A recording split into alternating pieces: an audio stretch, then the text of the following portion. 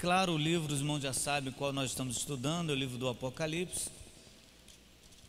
E hoje nós vamos ler o capítulo 1. Eu tinha colocado somente o versículo 9, mas vamos ler até o versículo do 9 até o versículo 20. Livro do Apocalipse, capítulo 1, versículo 9 até o versículo 20. Acharam, né? Diz assim a palavra de Deus: Eu, João, irmão vosso e companheiro na tribulação, no reino e na perseverança em Jesus, achei-me na ilha chamada Patmos, por causa da palavra de Deus e do testemunho de Jesus. Achei-me em espírito no dia do Senhor, e ouvi por detrás de mim grande voz como de trombeta, dizendo: O que vês, escreve em livro, manda às 7 igrejas: Éfeso, Esmirna, Pérgamo, Tiatira, Sardes, Filadélfia e Laodiceia. Voltei-me para ver quem falava comigo, e voltando vi 7 candeeiros de ouro, e no meio dos candeeiros um semelhante ao filho de homem, com vestes talares, e cingido à altura do peito com uma cinta de ouro. A sua cabeça e cabelos eram brancos como alvalã, como neve, os olhos como chama de fogo, os pés semelhantes ao bronze polido, como que refinado numa fornalha, a voz como voz de muitas águas. Tinha na mão direita 7 estrelas, e da boca saía-lhe uma afiada espada de 2 gumes. O seu rosto brilhava como o sol na sua força. Quando o vi, caí a seus pés como morto. Porém ele pôs sobre minha mão direita, dizendo: Não temas, eu sou o primeiro e o último, aquele que vive. Estive morto, mas eis que estou vivo pelos séculos dos séculos, e tenho as chaves da morte e do inferno. Escreve, pois, as coisas que viste, e as que são, e as que hão de acontecer depois destas. Quanto ao mistério das 7 estrelas que viste na minha mão direita, e aos 7 candeeiros de ouro, as 7 estrelas são anjos das 7 igrejas, e os 7 candeeiros são as 7 igrejas. Amém. Ó Deus, te agradecemos, Senhor, pela tua palavra. Fala conosco, Senhor, e glorifica o teu nome, em nome de Jesus. Amém e amém. Você pode sentar.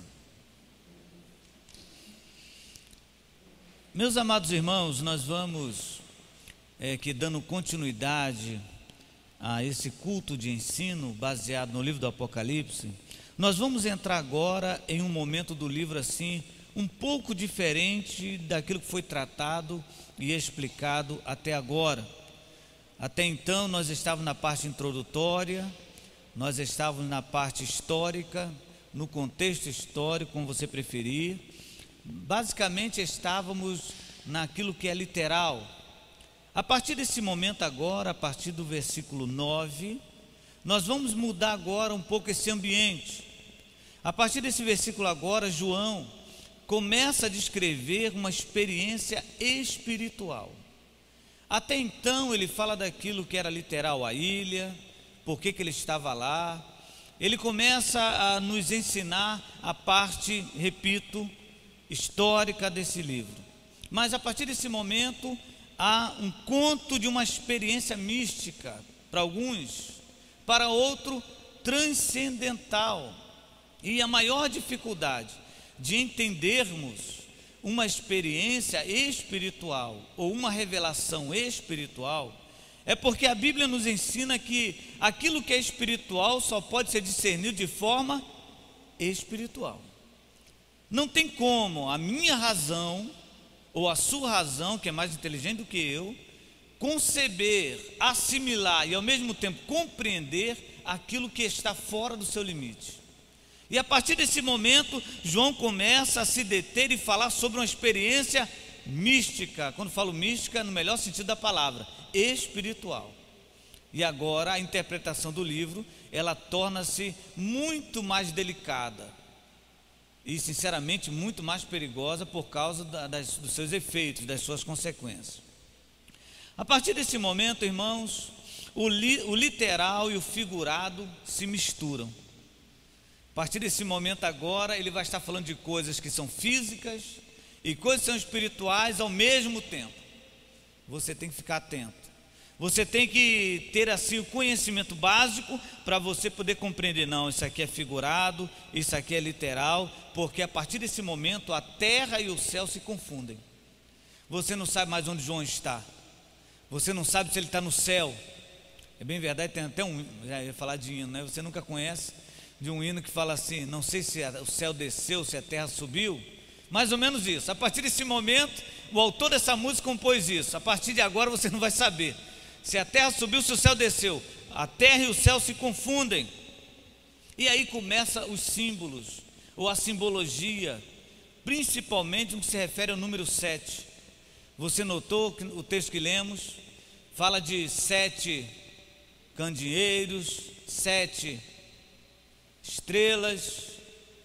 E a partir de agora, esse número, como outros símbolos, começam a surgir, e surgir de forma importante, não surge à toa não. E o mais interessante aqui é que no texto que nós lemos, eu li todo o texto, mas vamos nos deter somente no versículo 9, é que a partir desse momento João revela e enfatiza, ele afirma um Jesus glorificado. A partir de agora, o Jesus que é apresentado por João, é um Cristo glorificado. Aquele Jesus que os judeus tinham visto na cruz, aquele Jesus que os judeus viram sofrer e que os romanos fizeram sofrer, aquele Jesus agora sai de cena e aparece um Jesus agora glorificado, nos fazendo lembrar as próprias palavras de Jesus, quando na sua ascensão, na sua recebida ao céu, na sua volta para o céu, ele fala assim, agora todo poder é me dado.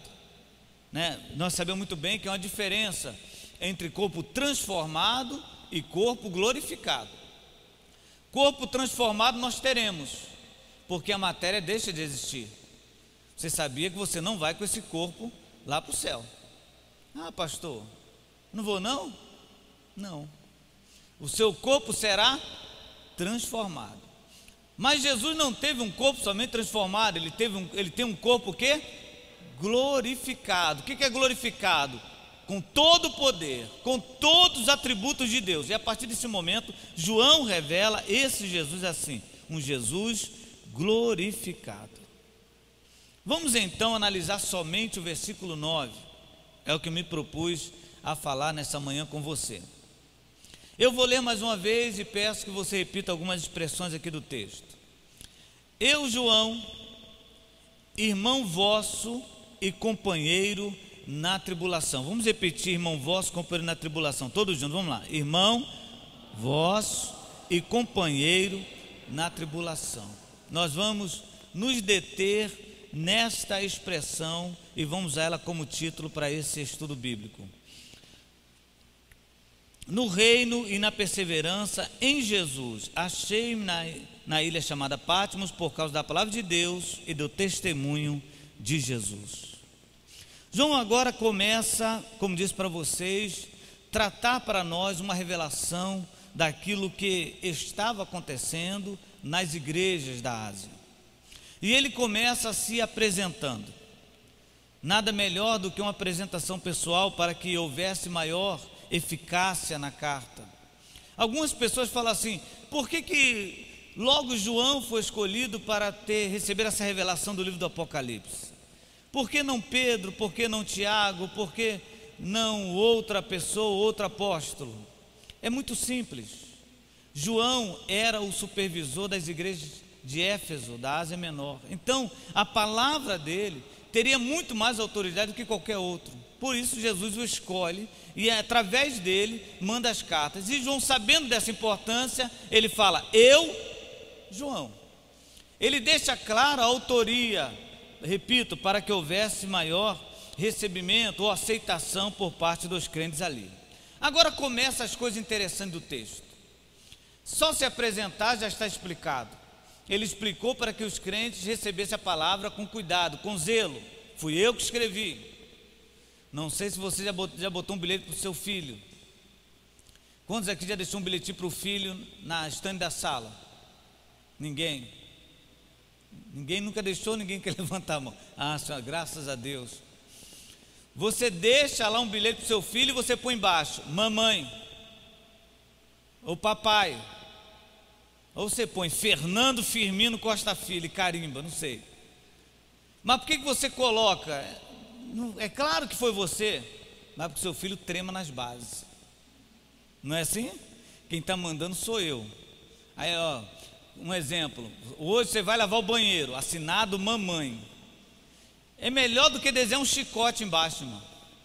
A criança já sabe que se não fizer, para quê? Porque aquela assinatura dá esse peso. E João, João, estou escrevendo para vocês. Agora ele começa a dar um pequeno currículo dele. Esse currículo é que eu não quero, né? E vamos, se Deus quiser, meditar com vocês. Ele fala primeiramente, irmão vosso. E depois ele fala, e companheiro na tribulação. A pergunta que eu faço, irmãos, é a seguinte: cadê o apóstolo?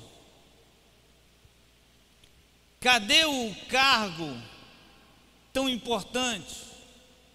Cadê o ministério de João? Porque hoje em dia tudo gira em torno dessa palavra, o meu ministério. Eu não posso fazer isso porque o meu ministério está se tornando até costume, em muitos lugares por aí, botar na faixa, na frente da igreja, com a foto do pastor, para dizer que aquela igreja é dele. João fala assim: olha, eu, João, irmão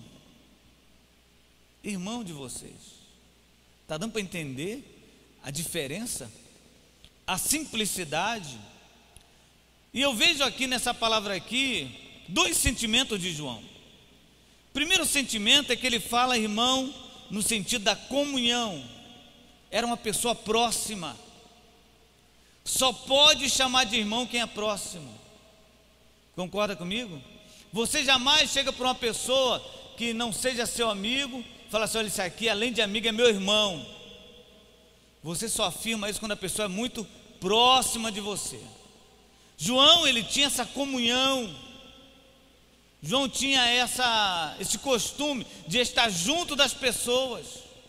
E se você lê as cartas dele, você vê nas palavras dele a atitude, quando ele fala assim: meus filhinhos, meus amados. Era uma pessoa, vou usar uma expressão jovial, apesar de não condizer com a minha idade, que estava junto e misturado. Era uma pessoa que fazia questão de estar com as pessoas. E como é que é com o ensinamento? Vamos começar a trazer para a nossa vida. Porque para muitos crentes, o título é sinal de distância. Para muitos pastores, a posição é sinal de distanciamento. Eu sou pastor.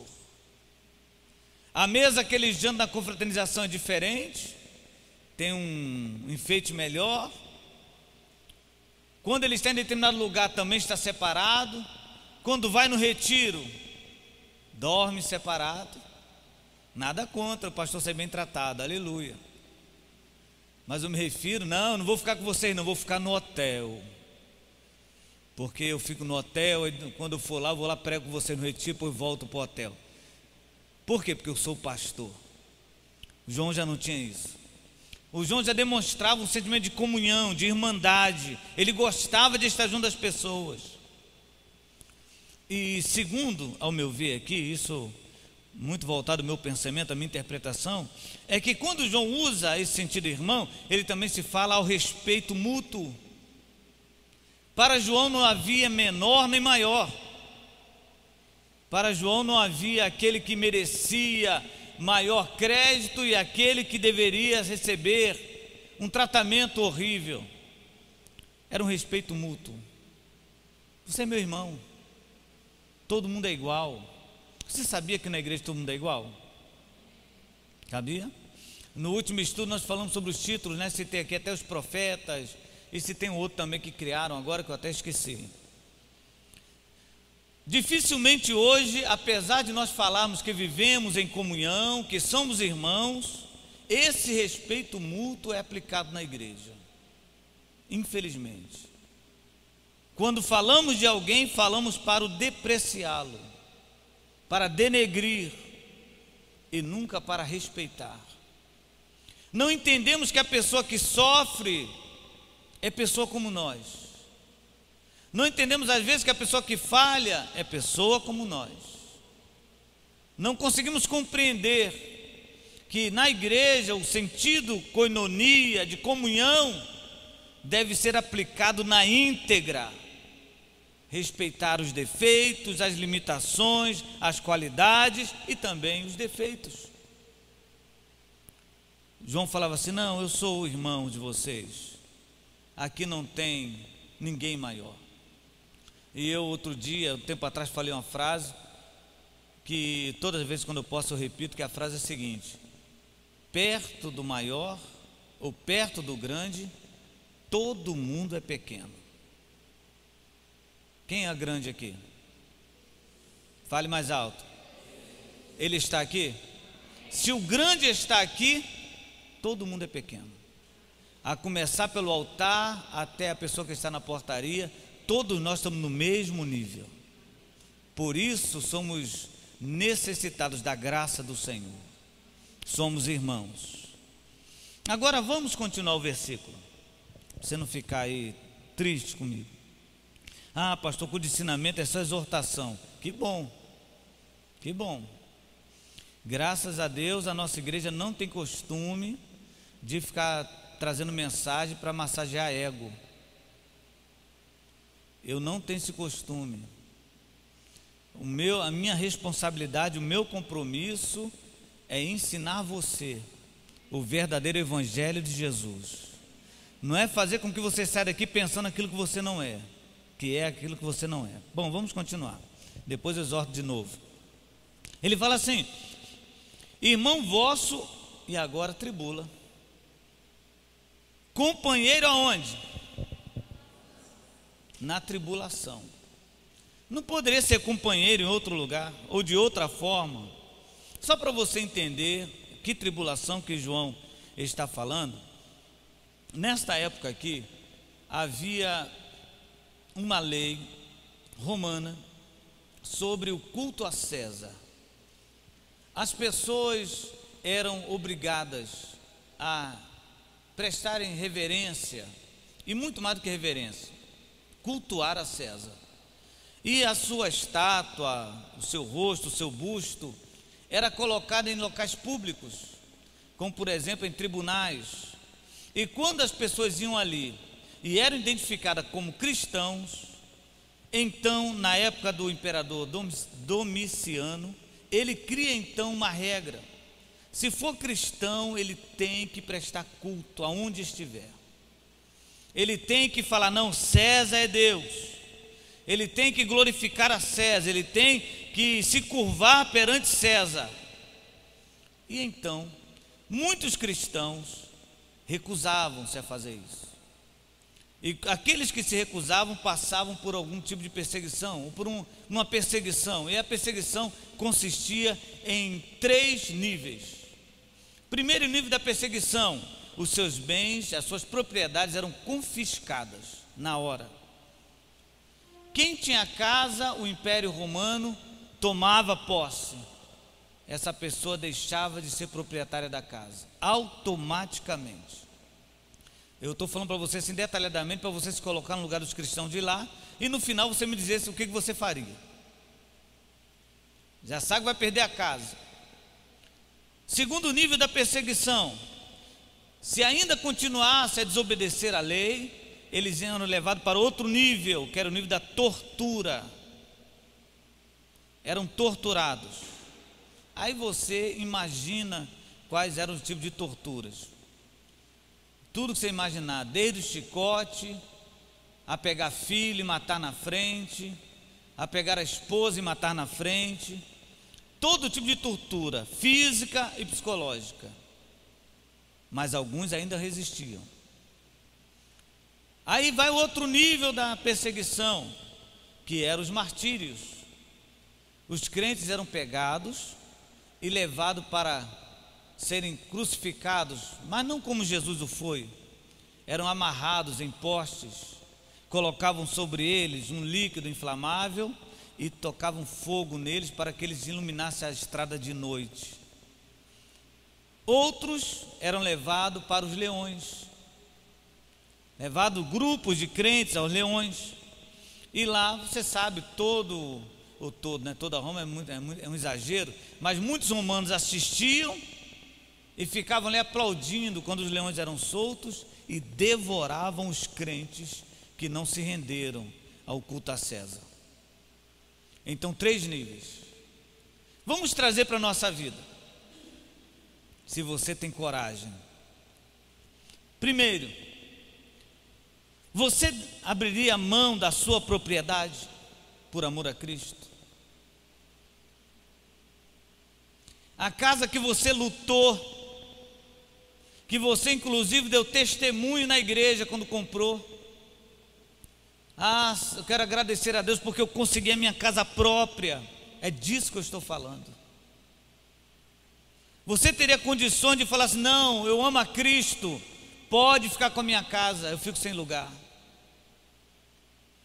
Você iria pensar um monte de coisa, assim como eu também iria. Nós iríamos pensar nos filhos. O meu filho, no futuro, onde ele vai morar? Pensaríamos na segurança da casa. Bom, mas façamos de conta, e eu quero acreditar que Deus ia nos dar graça para nós renunciarmos a isso. Nós iríamos ser levados ao segundo nível de tortura, ao segundo nível de perseguição, que é a tortura. Nós temos um amigo, você o conheceu aqui no dia da posse, missionário Dagnaldo. Dagnaldo serviu a Deus no Egito por 10 anos. E em meio a uma situação lá, a polícia o pegou e ele ficou preso, ninguém sabia onde estava, foi uma comoção nacional. Não estou exagerando não, você pode depois ver na internet, missionário Dagnaldo preso no Egito, vai ver reportagem da emissora Globo, de outros fazendo sobre a vida dele.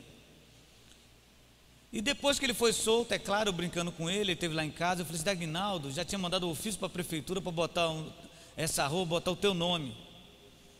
Ele falou: por quê, rapaz? Eu falei: não, porque aqui lá no Rio, né, só muda nome de rua, põe nome de pessoas quando a pessoa morre. Aí ele falou: pelo amor de Deus. Aí conversando, como é que foi lá? Ele falou assim: Fernando, como eu pedi a Deus para não ser torturado. E ele falou que orou assim: Senhor, tu sabe que eu sou frouxo. Tu sabe, Senhor, que eu tenho medo de dor. E é um negócio sério, irmãos. Talvez da forma descontraída que eu estou dizendo aqui, você fala assim: não, se eu tivesse no lugar dele lá, do Dagnaldo, não, comigo não, irmão. Vigia, irmão. Vigia, quando você tem que tomar uma injeção, tu corre. Arrancar um dente, você pergunta a dentista: já passou anestesia, né? Vou arrancar, passa de novo anestesia. Você tem medo de dor. Esses homens, essas mulheres eram torturadas até negar o nome de Jesus, e não negavam. Depois disso, como disse, eram martirizados, morriam. Você, eu, será que nós estamos dispostos a dar na nossa vida por Jesus? Você tem acompanhado o que o Estado Islâmico está fazendo no Oriente? Você já viu alguma cena daquela? Botar um crente dentro de uma gaiola, onde ele não pode fugir, e atear fogo na pessoa. Só saber que vai ser queimada viva.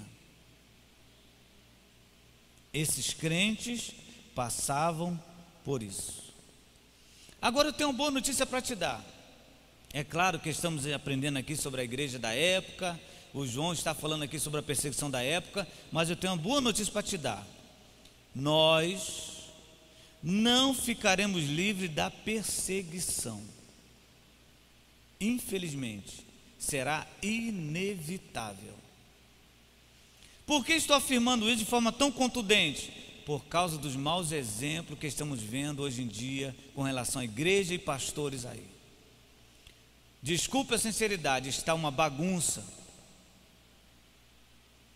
está um negócio assim fora de controle, faz um monte de coisa, inventa um monte de coisa, descaradamente buscando dinheiro. E você acredita que as autoridades não vão se voltar contra nós? Você acredita que isso vai continuar como está? Por causa desses maus crentes, por causa desses maus líderes? Vamos ler então, Evangelho segundo João mesmo, capítulo 15. A partir do versículo 18, são palavras de Jesus.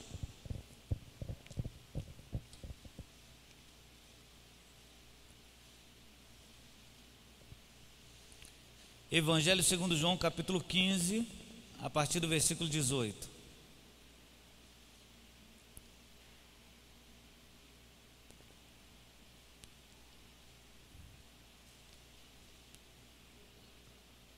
Diz assim a palavra de Deus: se o mundo os odeia, Jesus que está falando isso, tenham em mente que antes me odiou.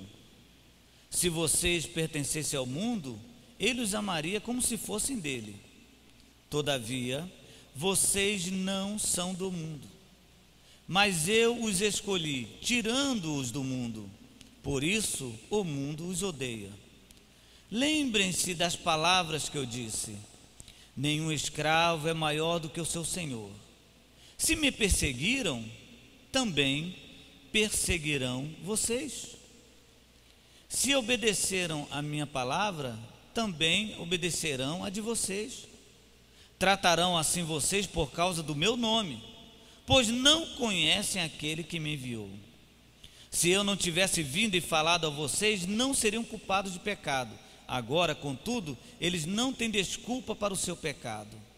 Aquele que me odeia, também odeia o meu Pai. Se eu não tivesse realizado no meio deles obras que ninguém mais fez, eles não seriam culpados de pecado. Mas agora eles as viram e odiaram a mim e a meu Pai. Mas isto aconteceu para se cumprir o que está escrito na lei deles: odiaram-me sem razão. Quando vier o conselheiro, que eu enviarei a vocês da parte do Pai, o Espírito da verdade, que provém do Pai, ele testemunhará a meu respeito.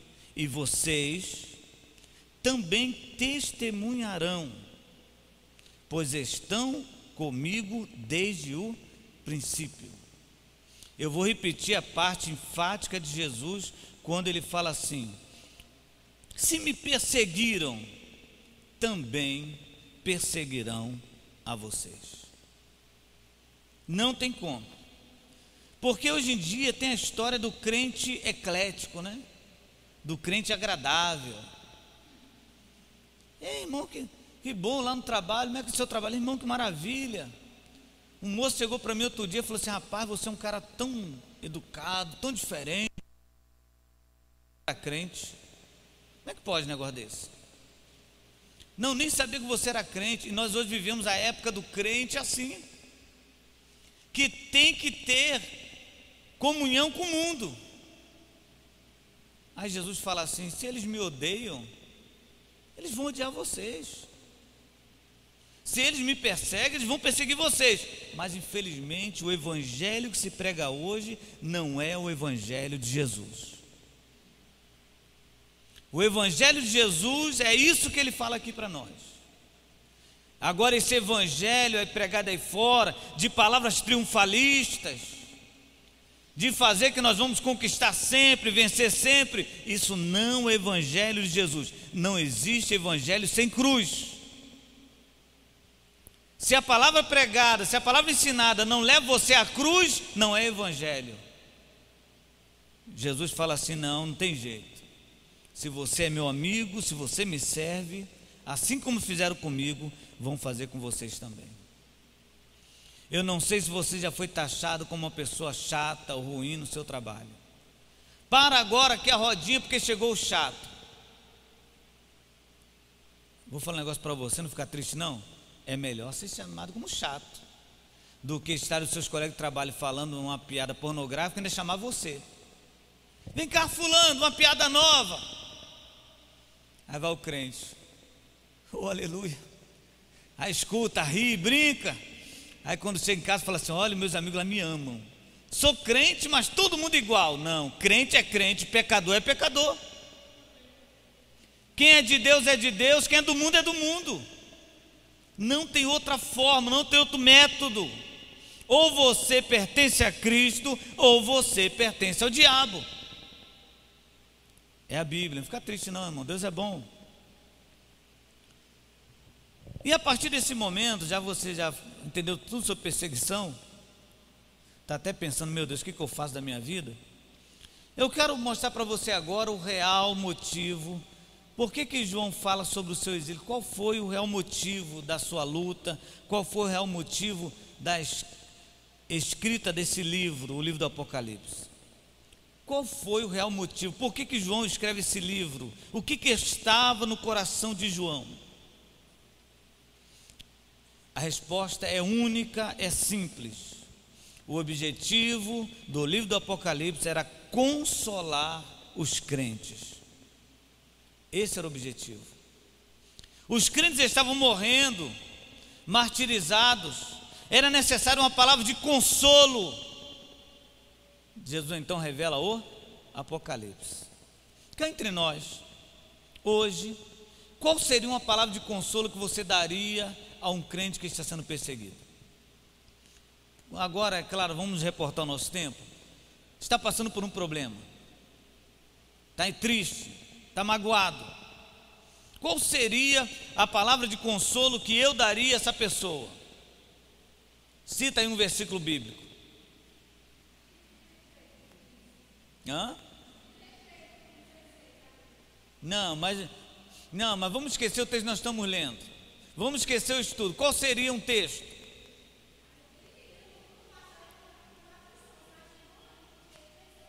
Amém. Nós também iríamos falar assim. Esse eu vou até impostar a voz, que é mais usado. Nós chegamos na casa da pessoa, a pessoa está chorando. Aí nós falamos assim: o choro dura uma noite, mas a alegria vem pelo amanhecer. Oh, aleluia. Ou se não, iríamos apelar para o apóstolo Paulo: o meu Deus, segundo as suas riquezas, suprirá toda a vossa necessidade. E falaríamos fora do contexto. João quer consolar. João escreve no Apocalipse. E qual o consolo que ele traz através do livro do Apocalipse? Vocês vão morrer. Esse é o consolo. Olha, Jesus está no céu. Olha o consolo. E Ele não vai descer para livrar vocês não. Lá no futuro, no céu, aí você vai ser abençoado. Que consolo é esse, irmão? Hoje em dia seria uma heresia na igreja evangélica no Brasil um consolo desse, pelo amor de Deus. O consolo hoje, irmãos, é baseado no agora. Não, aleluia, o nome de Deus é já. Oh, é agora. É agora, prepara aí o candeeiro, a botija, o balde, o vaso. Prepara, porque agora a tua vitória. Não é assim? Tu gosta. Você está me olhando, mas eu recebo. O consolo de hoje, irmãos, está no presente. E o pior de tudo é que o consolo de hoje está na terra.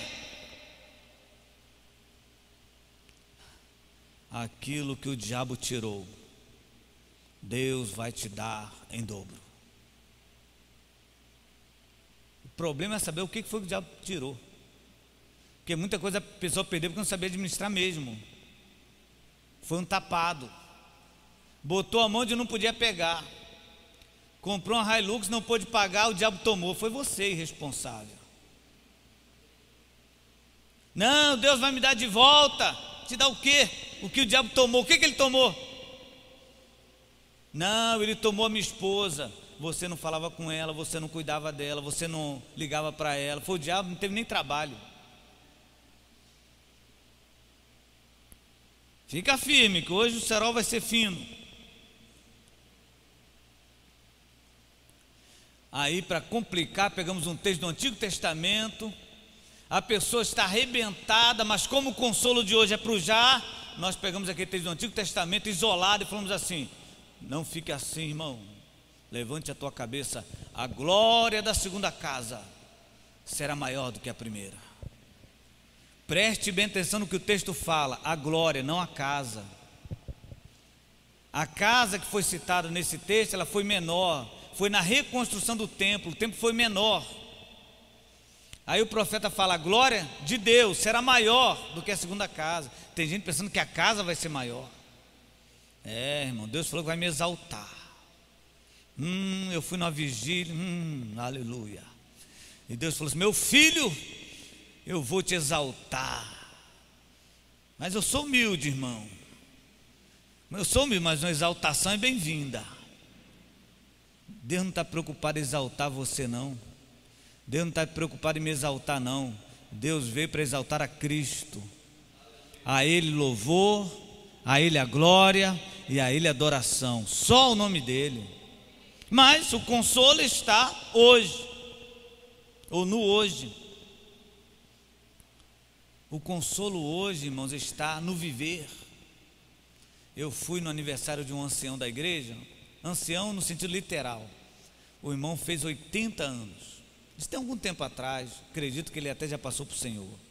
Homem de Deus, 80 anos. Aí o pastor falou assim: irmão fulano, ora aqui pelo nosso irmão. Aí o irmão foi orar e falou: Senhor, multiplica os anos de vida dele na terra. Eu falei: Jesus, o homem já tem 80. Mas nós estamos assim. O consolo nosso hoje é na vida. Não, Deus vai te curar. Você vai viver, você vai ver a promessa. Quem tem promessa de Deus não morre, vira múmia. O consolo do Apocalipse não está em falar que era viver. O consolo do livro do Apocalipse está em afirmar que eles iriam morrer. Está dando para compreender a diferença? É muito complicado. Mas João escreve esse livro, que fala que viria sobre a terra praga. O povo está querendo consolo, Giliardi. O povo está ali chorando. Vem praga, vem morte, vem os 7 cavalos, vem cavalo, cavaleiro. Aí lá no finalzinho, João começa a falar: sabe por que vocês vão ser consolados? Porque lá em cima não haverá nem mais choro, nem pranto, nem dor, porque o Senhor Jesus enxugará dos vossos olhos toda a lágrima. Esse é o consolo do livro do Apocalipse. Agora eu queria que você prestasse bem atenção, por favor. Eu sei que essa palavra vai para a internet e eu corro o risco de mais interpretações, mas vamos lá. O livro do Apocalipse não tinha por objetivo criar revolucionários ou ativistas ou idealistas. Em nenhum momento. No livro do Apocalipse, João fala assim: agora vocês criem um grupo, um motim e lute contra Roma.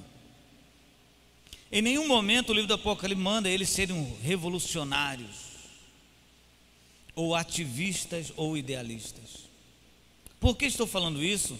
E na minha introdução a essa palavra eu falei do cuidado que eu tenho que tomar por causa das interpretações. Porque em muitas atividades evangélicas hoje não existe mais pregação do evangelho. Existe idealismo ou ativismo. Vou dar um exemplo. Eu sei que isso aí vai ser censurado, mas não tem jeito. Marcha para Jesus. Já foi tempo que era um evento para pregar o evangelho. Hoje é um ativismo, um idealismo, uma luta contra alguém. Nós temos que ir para a rua para mostrar nossa força. Esta é a palavra. E o evangelho não é baseado na nossa força. Está dando para você compreender? Não, está ficando triste, mas vai assim mesmo. Muitos momentos ou movimentos evangélicos hoje é para lutar, é para brigar contra os homossexuais e não para resgatá-los. É para dizer, não, vocês vão para o inferno. Não, nós estamos aqui lutando contra a lei, estamos aqui lutando contra o deputado. Isso é idealismo.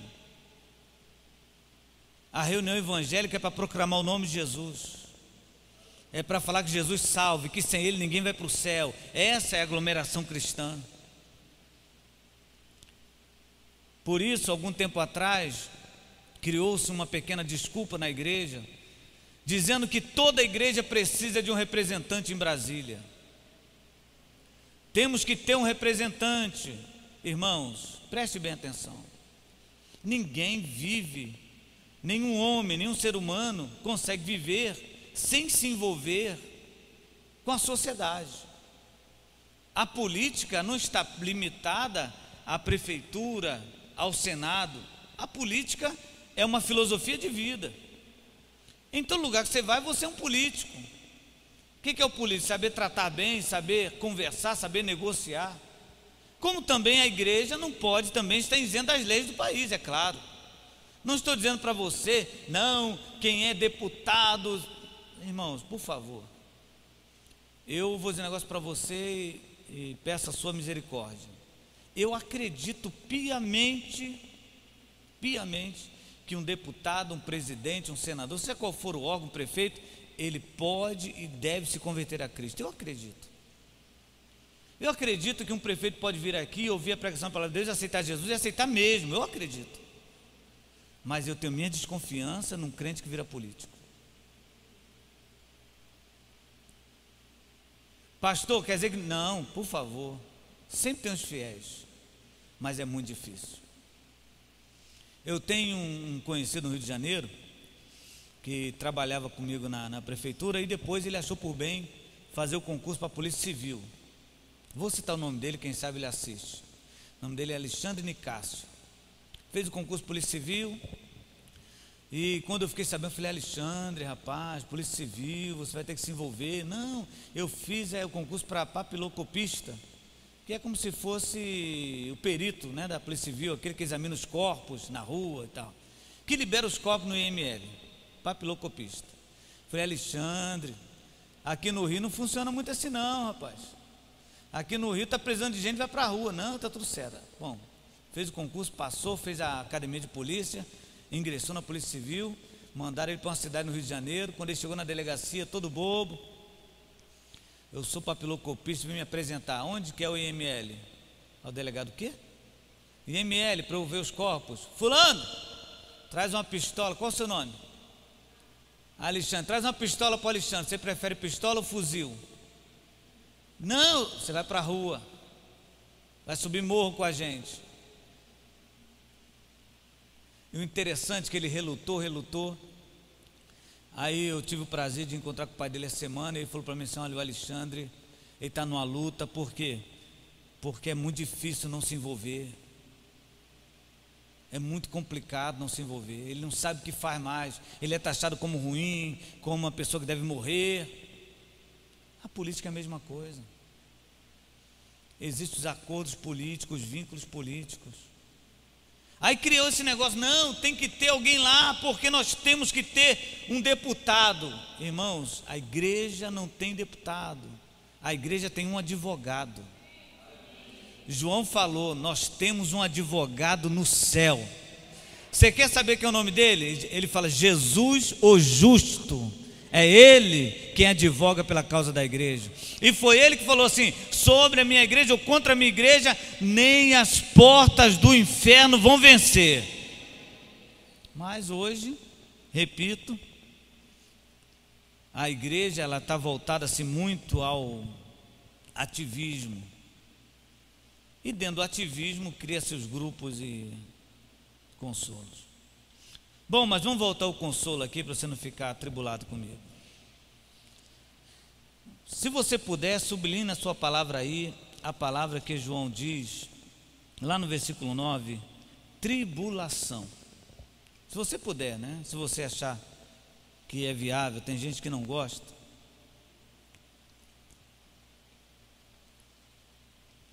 Esta palavra no seu texto original tem um sentido muito legal. Se você quiser anotar o significado dessa palavra que João usa aí, é mais ou menos assim: triturar do trigo no moinho. Triturar do trigo no moinho. Aí tem um segundo sentido: esmagar as uvas no lagar. Anotou aí? Então, o primeiro sentido: triturar o trigo no moinho. Segundo sentido: esmagar as uvas no lagar. Não parece um negócio cruel? Pelo amor de Deus, gente. Triturar o trigo.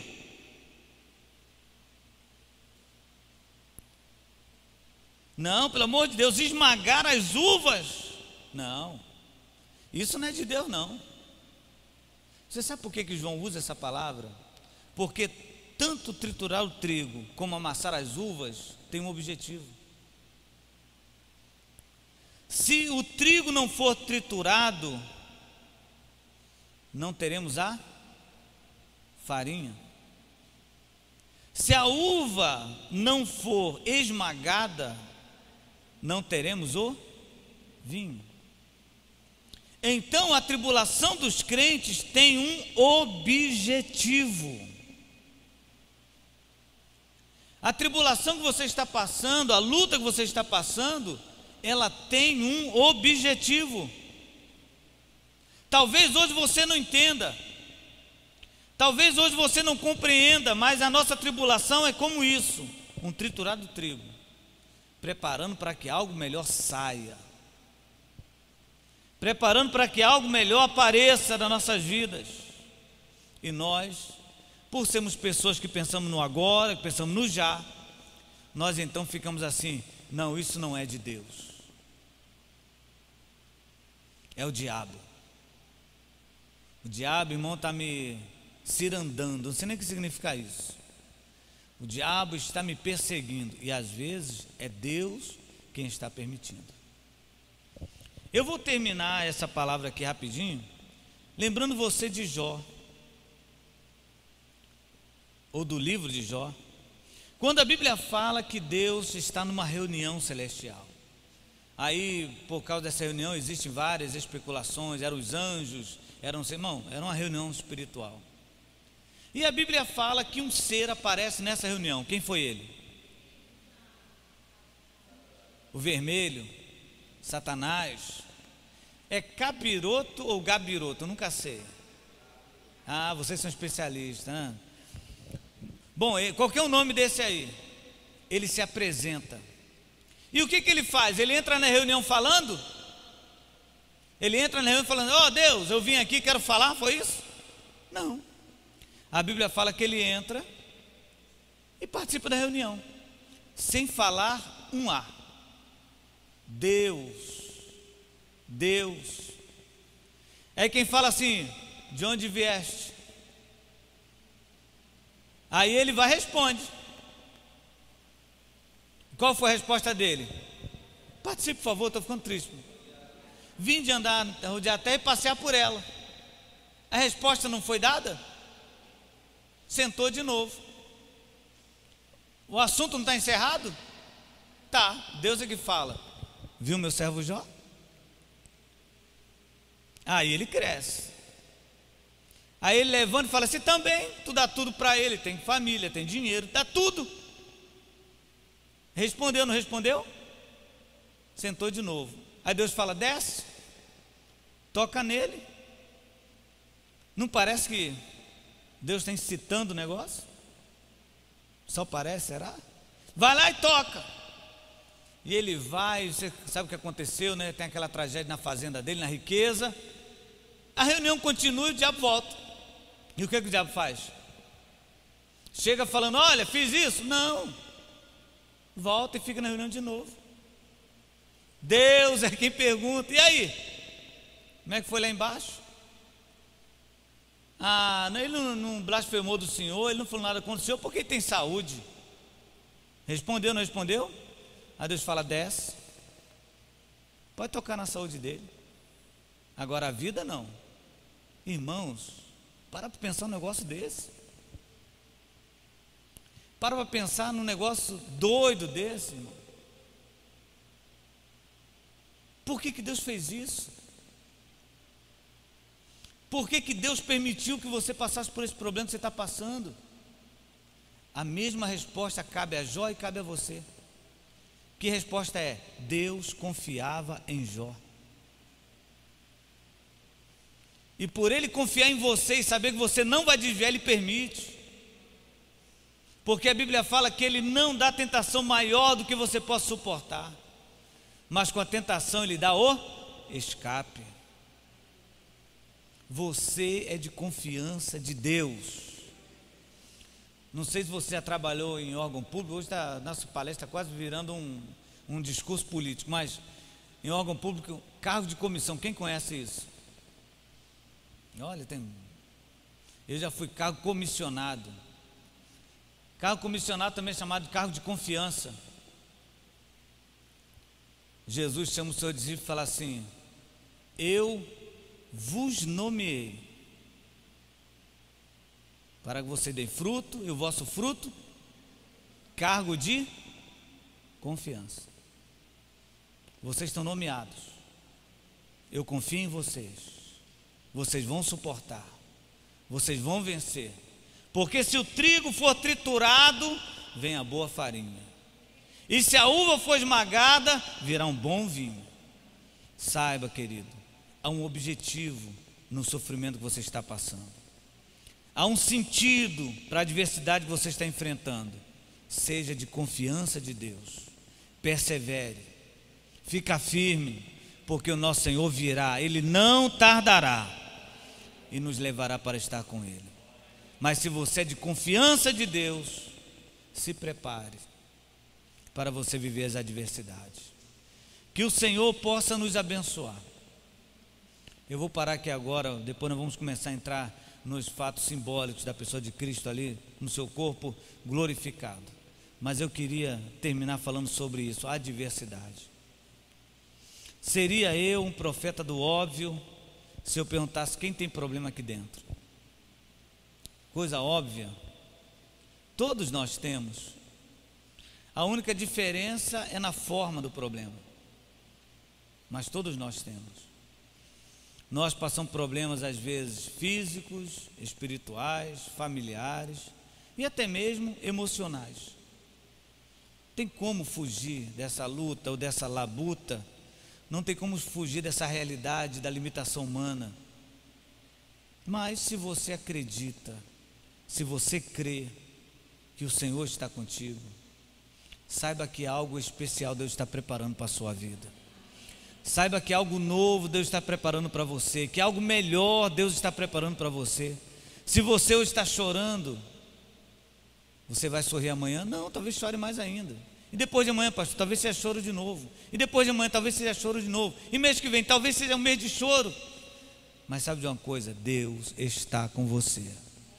Deus está comigo. E no momento certo, no momento de Deus, a bênção dele virá sobre a nossa vida. Se morrermos, estaremos para sempre com o Senhor. Poxa, pastor, quer dizer que Deus não cura? Claro que cura.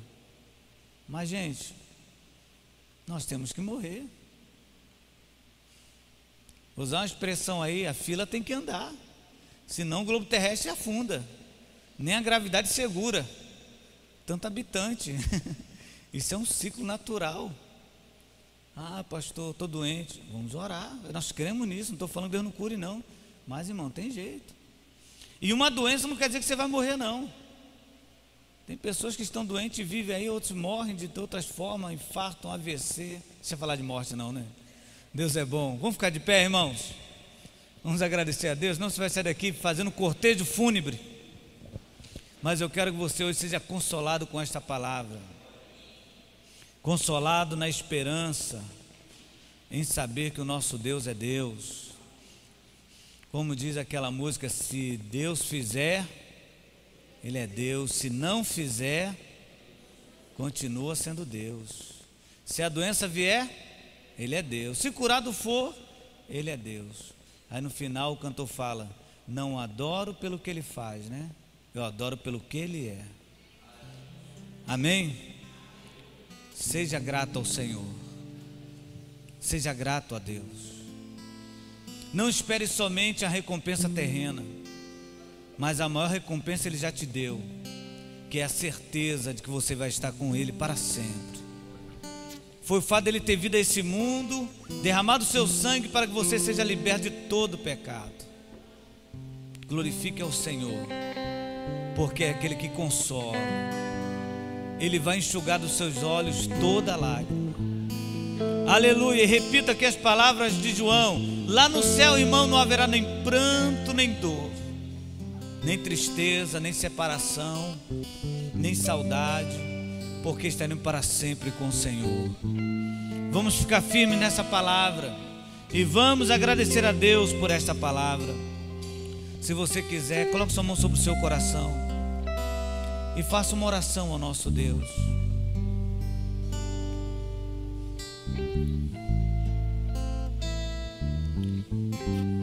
Senhor, nós te louvamos, te agradecemos, Senhor, pelo privilégio, Senhor, pelo privilégio de poder falar que somos teus filhos, teus amigos. Ah, Senhor, esse mundo, Jesus, a cada manhã nos traz um problema diferente. A cada manhã somos atacados, Senhor, de maneira diferente. Senhor, gere em nosso coração uma esperança celestial, Senhor. Gere em nosso coração uma certeza de que estaremos contigo. Haja o que houver, Senhor, aconteça o que acontecer, nós estamos aqui para louvar o teu nome e para servir o teu nome. Nós te agradecemos por esse momento, pelo estudo da tua palavra, e te pedimos, Senhor, que esse domingo seja um domingo ricamente abençoado por ti. Que logo mais à noite possamos estar na tua casa, juntamente com meus irmãos, te adorando e te glorificando. E que o teu nome, Senhor, seja bendito, que o teu nome seja glorificado, em nome de Jesus. Amém e amém. Vamos aplaudir ao nosso Deus. Amém. Graças a Deus. Bom dia, irmãos. Vão em paz. Que o Senhor te abençoe rica e abundantemente.